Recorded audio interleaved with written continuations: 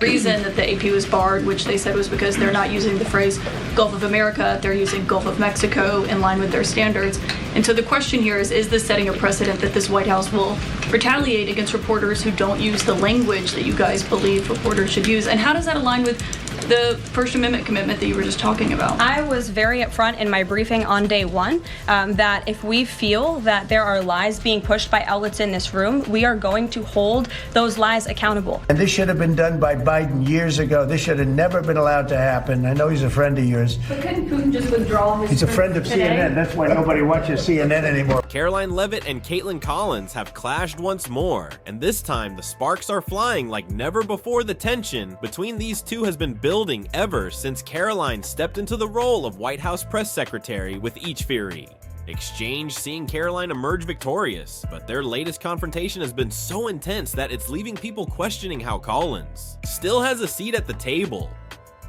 What exactly did Karoline say that left Collins stumbling over her words on live TV, and could this be the moment that shatters whatever is left of Collins' credibility? Keep watching, because this showdown is a must-see. Over the past few weeks, Karoline Leavitt has traded some headline-making, or rather infamous barbs, with CNN's Kaitlan Collins, igniting more sparks than a fireworks display.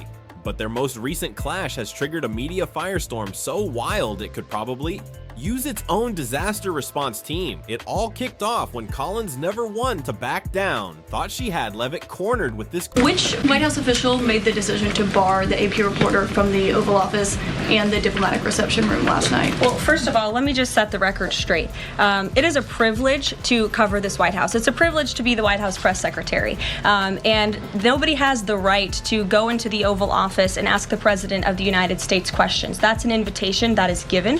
And there are hundreds of outlets on this campus, many of you in this room who don't have the privilege of being part of that pool every single day and getting to ask the President questions. We reserve the right to decide who gets to go into the Oval Office, and you all have credentials to be here, including the Associated Press, who is in this briefing room today. This question may seem simple, even innocent at first glance, but don't be fooled, it was a trap-us setup.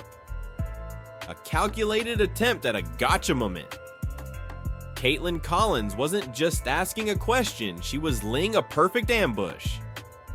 Her eyes were on that viral clip, one where she'd expose a glaring contradiction in the Leavitt-Trump camp. With her smug grin and confident stance, Collins thought she had it all wrapped up. But here's the thing, Karoline Leavitt isn't some rookie spokesperson tripping over her talking points. She's a political heavyweight. She saw Collins coming from miles away, and instead of walking right into the trap, she flipped the script. Not only did she sidestep these tough, but she flipped it back on Kaitlan in a way that had the CNN journalist scrambling by stating that access to the Oval Office isn't some entitlement for journalists. Karoline wasn't just taking a jab at Kaitlan. She was setting up a mic drop moment. It was a masterclass in control, turning the narrative upside down before Collins even realized what had hit her now. Listen closely to this clip, and I'll share my thoughts after. And so the question here is this setting a precedent that this White House will retaliate against reporters who don't use the language that you guys believe reporters should use? And how does that align with the First Amendment commitment that you were just talking about? I was very upfront in my briefing on day one that if we feel that there are lies being pushed by outlets in this room, we are going to hold those lies accountable. And it is a fact that the body of water off the coast of Louisiana is called the Gulf of America. And I'm not sure why news outlets don't want to call it that, but that is what it is. Denied her precious gotta moment. Kaitlan dropped the act and came clean. Her entire setup had one goal: to turn the Associated Press's so-called ban from the Oval Office into a weapon. The Planto paint the Trump administration as hypocrites loud, defenders of the First Amendment who suddenly got cold feet once they were in power. It was classic media spin, and Collins was sure she had struck gold. But here's where everything unraveled. Karoline Leavitt, always 10 steps ahead, wasn't about to let Collins rewrite the story. With a calm but razor sharp response, she reminded everyone that she had promised to hold the media accountable for their lies, distort abortions, and straight up propaganda, and part of that accountability ensuring that outlets like the AP, who pushed misinformation without hesitation, didn't get free rein to the most powerful office in the world, the message press. Freedom doesn't mean freedom from consequences. And just like that, Kaitlan's so-called expose turned into yet another self-inflicted disaster, but did Kaitlan finally get the message? Of course not. Here she is, once again, sparring with none other than the leader of the free world, Donald. Mr. President, you won the White House in part because of high inflation. If your tariffs make prices go up... Excuse me, we haven't asked you to speak yet, please. Right? Trump shut her down, not because she was assertive, but because she crossed the line into outright disrespect. This is his office now, and the rules are his to set. He decides who gets the floor, and when, and if he doesn't call on you, you don't get to hijack. The moment, simple as that, but instead of playing by the same rules as the rest of the journalists in the room, Kaitlan tried to bulldoze her way through. Trump wasn't silencing the press. He was maintaining order and giving other reporters the space to ask their questions. The smartest move for Kaitlan. Wait her turn like a professional knot throw. A tantrum hoping for attention. But of course, Durham isn't exactly CNN's strong suit, and Trump, he wasn't done with Kaitlan just yet. He took a shot at Thayer while responding to a question about Mitch McConnell, just to remind her who's really RFK Jr. as the next health secretary, citing conspiracy theories. What's your reaction to that? Well, I feel sorry for Mitch. And I was one of the people that he wanted to go to the end and he wanted to stay leader. He's not equipped mentally. He wasn't equipped 10 years ago mentally, in my opinion. He'd let the Republican Party go to hell. If I didn't come along, the Republican Party wouldn't even exist right now. Mitch McConnell never really had it. He had an ability to raise money because of his position as leader, which anybody could do. You could do it even, and that's saying a lot. Donald Trump knows exactly how to deliver a burn. And this time, Kaitlan Collins found herself on the receiving end of a savage one with just a few quick jabs. He had her scrambling, desperately searching for a comeback that never came, then came. The knockout punch. He locked eyes with her and casually declared that she was just as incompetent as Mitch McConnell. Out the room froze for a moment as the weight of that insult hit home. Collins walked in thinking she could steer the conversation, but instead she found herself publicly dismantled. This wasn't just a casual dig, it was a precise, calculated strike that exposed her bias, her flimsy arguments, and her failed attempts. At playing hardball, Trump wasn't just shutting her down, he was reminding her and the entire press corps who really holds the reins. And judging by Kaitlan's stunned expression, she got the message loud and clear, but Trump wasn't finished yet. And this should have been done by Biden years ago. This should have never been allowed to happen. I know he's a friend of yours. But couldn't Putin just withdraw his... He's a friend of CNN. That's why nobody watches CNN anymore, because they have no credibility. Let's be real, this isn't Trump's first showdown with CNN. His battles with the network go way back. And if there's one thing he's perfected, it's exposing their bias in real time. Remember Jim Aosta, the so-called journalist who made a name for himself, interrupting Trump and grandstanding during press briefings only for Trump to revoke his White House credentials after one too many outbursts now. Kaitlan Collins is following in Acosta's footsteps. Same network, same tactics. Same humiliating result. Trump has never shied away from calling out CNN's antics, and every encounter only highlights how desperate they are to trip him up, but time and time again they fail, because while CNN is gunning for gotcha moments, Trump's playing for the win. You remember this infamous encounter between Trump and Kaitlan. When they went to the Capitol and they were breaking into the Capitol, smashing windows, injuring police officers, why did it take you 3 hours to tell them to go home? I don't believe it did. Oh, let me pull it out. I have to pull it out.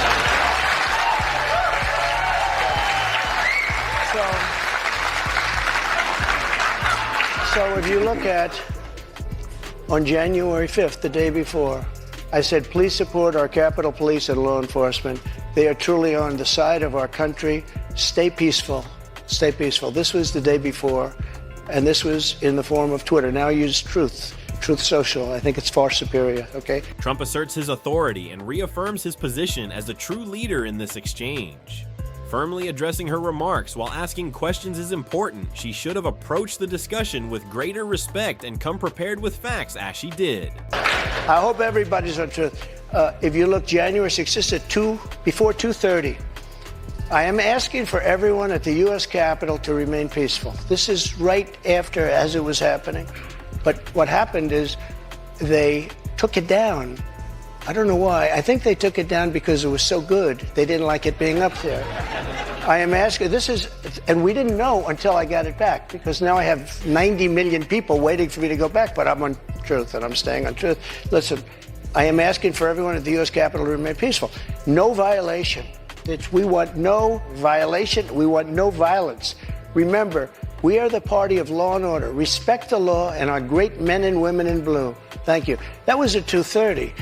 That was very early. I love how Trump is pulling out receipts and shoving them right in Kaitlan's face, proving her and the whole woke media machine dead wrong. For years, they've peddled the same tired narrative that Trump incited his supporters to storm the Capitol and destroy democracy. They've painted him ace, a power-hungry tyrant, a so-called dictator in waiting, bent on ruling Americans against their will. But here's the truth they can't stomach. Trump did call for peace. He did tell his supporters to stop and respect law enforcement, and now with hard evidence backing him up, he's tearing down the media's manufactured lies one by one.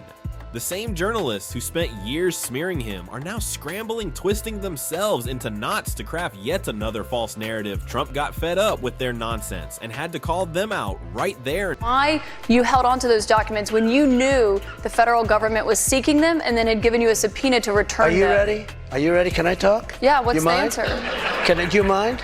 I would like for you to answer the question. Okay, it's very simple to answer. That's why I asked it.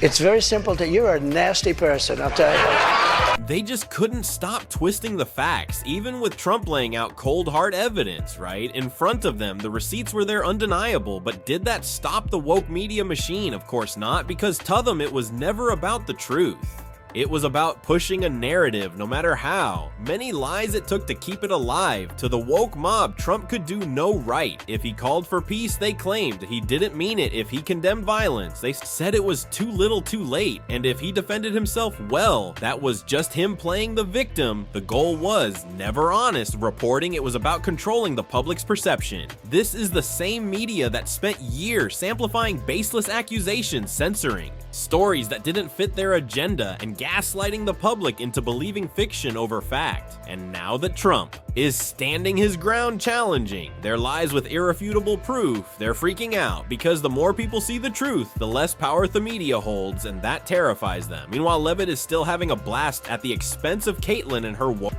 The historic proposal for the United States to take over Gaza, announced by President Trump last night, underscores this commitment.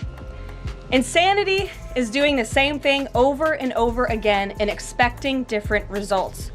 President Trump is an outside-of-the-box thinker and a visionary leader who solves problems that many others, especially in this city, claim are unsolvable. Yep, Leavitt's right on the money. Insanity is doing the same thing over and over and expecting different results. And if that's the case, the left and the woke media must be completely out of their minds. They've been setting the same traps for years, baiting, twisting words, taking things out of context, convinced that this will be the moment Trump or his team finally cracks, and every single time, total letdown. But do they learn from it? Nope, they double down, recycle the same tired tactics, and somehow think they'll get a different result. It's like watching a bad magician tree, the same trick over and over, hoping the audience won't catch on. They roll out their big exposés, drop their bombshell reports, and just when they think they've got him bomb Trump, or Leavitt smacks them down with facts, logic, and an ironclad ability to handle the media frenzy at this point. It's not even a fair fight. It's like watching a toddler try to take on a heavyweight boxer and getting knocked out cold every time. But hey, let's them keep trying, because if history has shown anything, it's that the left is better at losing than they are at realizing they're losing. And that wraps up today's video. Be sure to like if you enjoyed it and hit that subscribe button if you haven't already. Thanks for watching. See you in the next episode.